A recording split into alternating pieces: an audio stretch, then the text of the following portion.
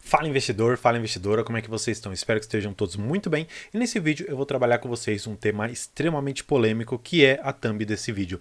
Para mim, o Bradesco, ele é sim melhor do que o Banco do Brasil. Mas claro, antes de vocês me crucificarem dizendo, André, você não sabe o que você está falando, o Bradesco caiu muito, Banco do Brasil tem uma carteira agro muito forte.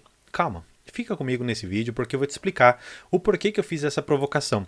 Porque na verdade você vai entender que não só a cotação e não só os dividendos são fatores determinantes para você dizer se uma ação é boa ou não. Mas para que a gente compreenda tudo isso de forma extremamente cuidadosa, para que você saia desse vídeo entendendo exatamente qual é o meu ponto de vista, fica comigo para logo após o vídeo. Então, vamos para o vídeo.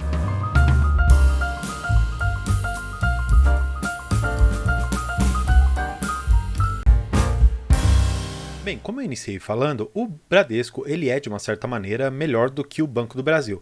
E antes que vocês me perguntem, tá, mas da onde que você tirou isso? Eu vou trazer vocês para este gráfico aqui na tela e vocês vão compreender exatamente qual é o meu ponto de vista. E calma, antes de você me dizer que assim, o Banco do Brasil está acima do Banco Bradesco, como você pode ver aqui, o Banco do Brasil rendendo 37.092% e o Bradesco apenas 26.226%, eu quero que você analise histórico. Porque o histórico ele vai nos dizer, de uma certa maneira, como que foi o andar e o caminhar dessas duas empresas ao longo de diversos anos. O que eu fiz?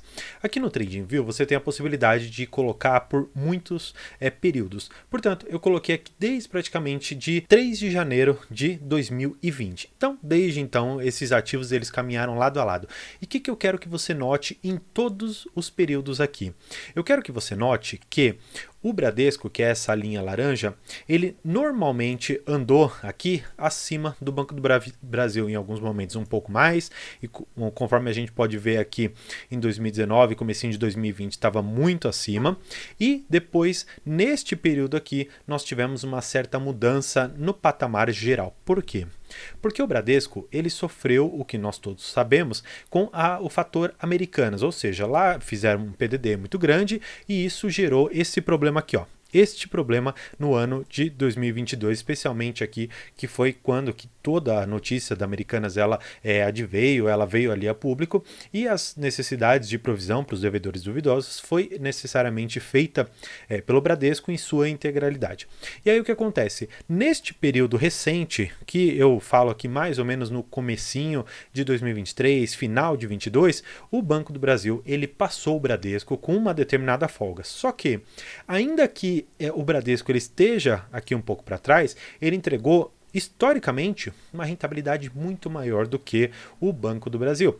E aqui, por mais que esse gráfico ele me diga de uma certa maneira até ajustado por dividendos quanto que esses bancos eles renderam, eu quero que você perceba que, no geral, eles não estavam tão distanciados. E o que eu acho mais interessante? Você comparar tudo isso aqui com o Ibovespa no geral. Então eu vou até puxar o Ibovespa para a gente conseguir fazer alguns comparativos. Vamos ver se ele consegue colocar.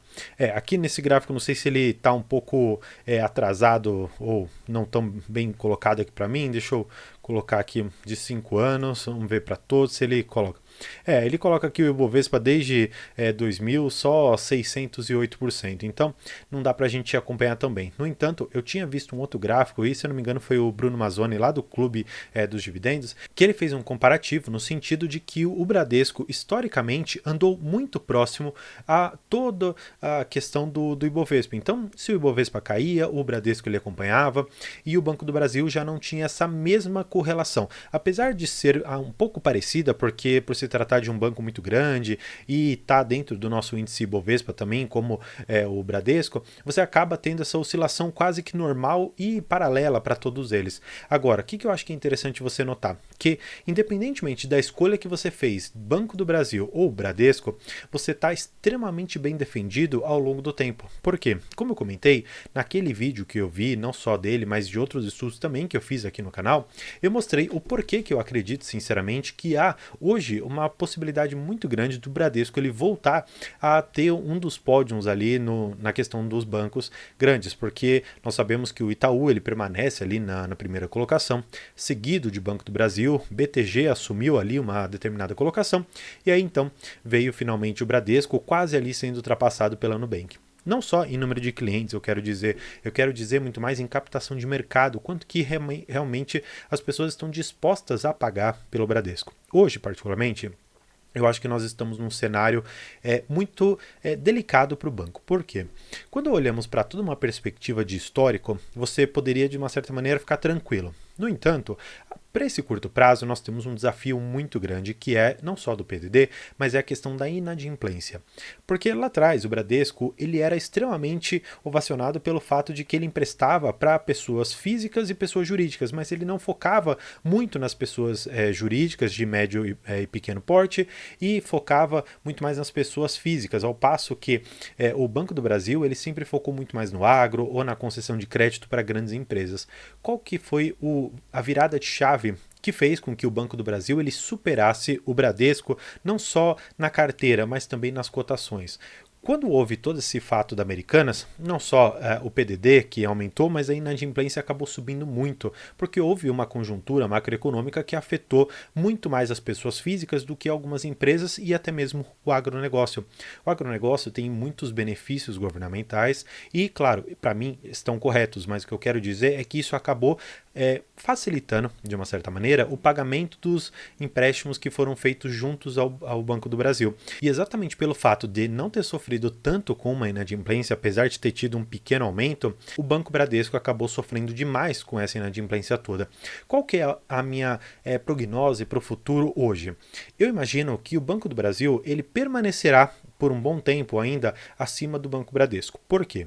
Porque para os próximos 6 ou até mesmo 12 meses, nós teremos uma nova safra de créditos entrando no Bradesco que vão fazer com que a inadimplência e até mesmo a melhora da carteira de crédito possam surtir um determinado efeito nos seus balanços. E só mesmo os balanços e através, claro, dos lucros que nós vamos conseguir enxergar se ele conseguiu reverter efetivamente aquela situação toda ou se a concessão de crédito não está tão adequada como deveria estar.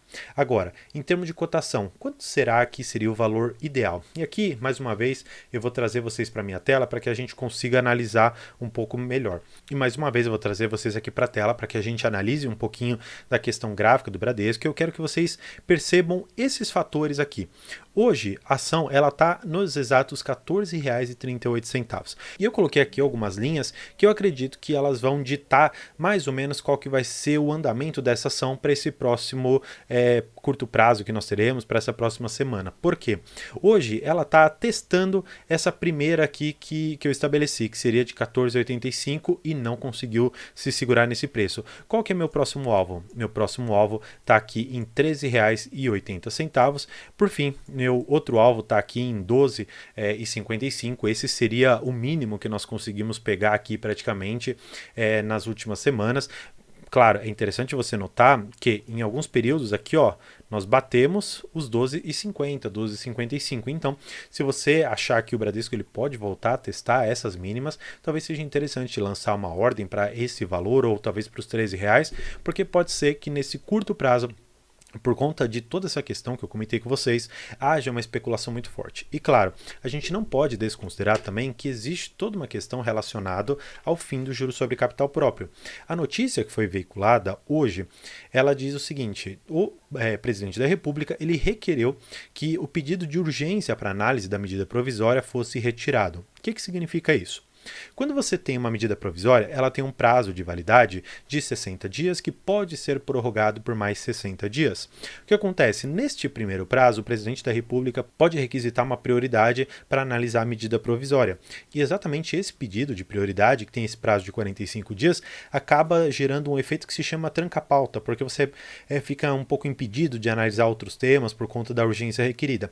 Apenas a urgência foi retirada e não a medida provisória. Exatamente por isso que hoje nós continuamos com o mesmo risco de perder o juro sobre capital próprio.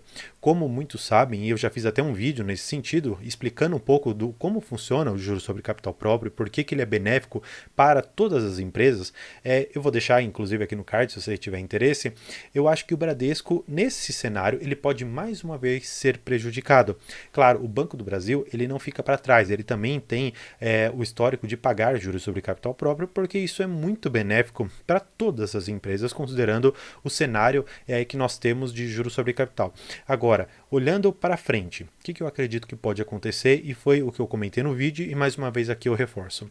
Eu sinceramente acredito que os acionistas vão requerer da empresa um panorama um pouco mais claro no sentido de pagar dividendos, afinal de contas o juro sobre o capital próprio ele vai ou pode se extinguir.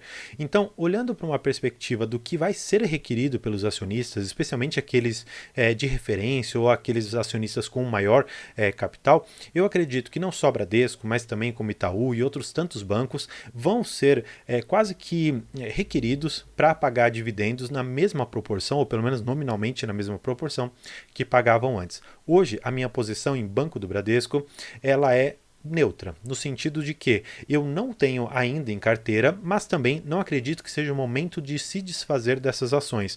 Claro, não é uma recomendação para você comprar ou vender o ativo, até porque isso necessitaria de uma análise mais profunda da sua carteira. E eu acredito que hoje, por conta de um cenário que está se desenhando, não só de queda na taxa de juros, mas também na melhora da nova safra da carteira de crédito do Bradesco, nós podemos experimentar, se tivermos paciência com esse ativo, bons ganhos na Bolsa de Valores, considerando que o cenário geral ele se mantenha tão positivo quanto foi desenhado pela gestão. Então, espero que você tenha gostado desse vídeo. Se você tem Bradesco em carteira ou Banco do Brasil e talvez de uma certa maneira discorde da minha posição no sentido de que o Banco do Brasil ele é melhor do que Bradesco, pode deixar aqui nos comentários. Aqui eu quero causar uma discussão, quero causar, na verdade, um debate, claro, construtivo, no sentido de a gente debater se uma empresa ela é ou não melhor dentro do cenário que nós temos e, claro, tudo isso aliado ao que nós temos para a nossa carteira de investimentos. Porque, como eu sempre reforço aqui, não existe uma carteira melhor ou talvez um ativo melhor do que todos. Existe uma composição de carteira e aliada à sua estratégia que vai fazer com que você alcance a liberdade financeira e é exatamente isso que eu prego aqui no canal e desejo para você. Então, por hoje é isso. Muito obrigado e tchau!